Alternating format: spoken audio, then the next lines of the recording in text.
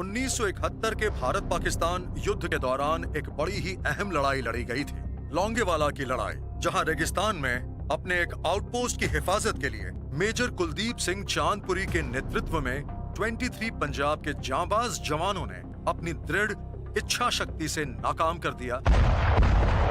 1970-71 में पाकिस्तानी सेना भारत की पश्चिमी सीमाओं पर इकट्ठा हो रही थी, क्योंकि पाकिस्तान के जनरल्स का इरादा था कि पूर्वी पाकिस्तान की सुरक्षा के लिए भारत की पश्चिमी सरहदों पर हमला किया जाए, ताकि भारतीय सेना उस तरफ उलझ जाए और वो पूर्व में दखल ना दे सके। उन्हें लग रहा था कि इस तरह से भारत के पास ऐसे साधन नहीं बचेंगे कि वो पूर्वी पाकिस्तान के इलाकों पर कब्जा कर सके। काफी मुश्किल चुनौती का सामना करना पड़ा उन्हें। पाकिस्तानी टैंक्स जो जैसलमेर जाने वाली सड़क पर था और वो आगे बढ़ती पाकिस्तानी सेना के निशाने पर था, मगर भारत के मिलिट्री कमांडर्स ने 23 पंजाब की अल्फा कंपनी में थे। उन्हें लोंगेवाला के उस सरहदी पोस्ट पर अक्टूबर 1971 में भेजा गया था। लोंगेवाला की अहमियत इसलिए भी ज्यादा थी कि वो रामगढ़ लोंगेवाला और साधेवाला जाने वाली सड़कों के टी जंक्शन पर था, और अगर पाकिस्तानी सेना लोंगेवाला पार कर लेती तो बड़ी आसानी से जैसलमेर तक पहुंच जाती। जब मेजर चांदपुरी ने लोंगेवाला पोस्ट की कमान संभाली तो उनके साथ सिर्फ 100 जवान थे और उनके डेप्यूटी थे एक युवा लेफ्टिनेंट धर्मवीर, जो उनके कंपनी ऑफिसर थे। उनके अलावा वहां कुछ बहादुर और दिलेर जेसीओज और एनसीओज भी थे, जो किसी भी आर्मी यूनिट में जूनियर लीडर होते हैं।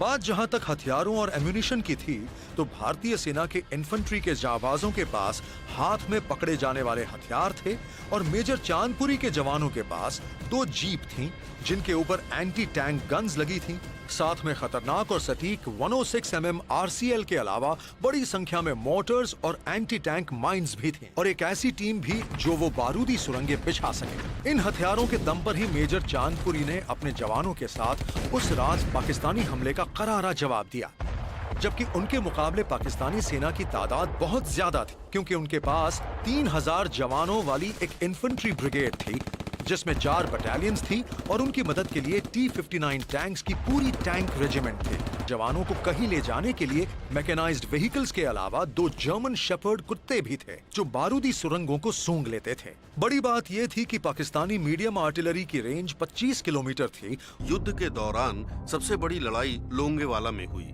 क्योंकि सरहद पर किसी और जगह पर पाकिस्तान ने उतना जोरदार हमला नहीं किया था जितना यहाँ किया। पाकिस्तान का इरादा था राजस्थान सेक्टर के बड़े से बड़े इलाके पर कब्जा करके बांग्लादेश में हुए नुकसान की भरपाई करना। पाकिस्तान रात में हमला करने वाला था, इसलिए उसने अपनी वायुसेना को उस वक्त एक्टिवेट नहीं किया था। चांदपुरी अपनी पोस्ट के एक-एक पिकेट में जाकर अपने जवानों का हौसला बढ़ाने लगे और उन्हें पोस्ट पर चारों तरफ से हो रहे पाकिस्तानियों के हमलों का मुंह तोड़ जवाब देने के लिए उत्साहित करते रहे। 4 और 5 दिसंबर सन 1971 की पूरी रात मेजर कुलदीप चांदपुरी और उनके साथ साथ 23 पंजाब के उनके दिलेर जवानों पर पाकिस्तानियों ने जबरदस्त दबाव बनाए रखा। उसके अलावा मेजर चांदपुरी और उनके जवानों पर पाकिस्तान की आर्टिलरी सीधे गोलाबारी कर रही थी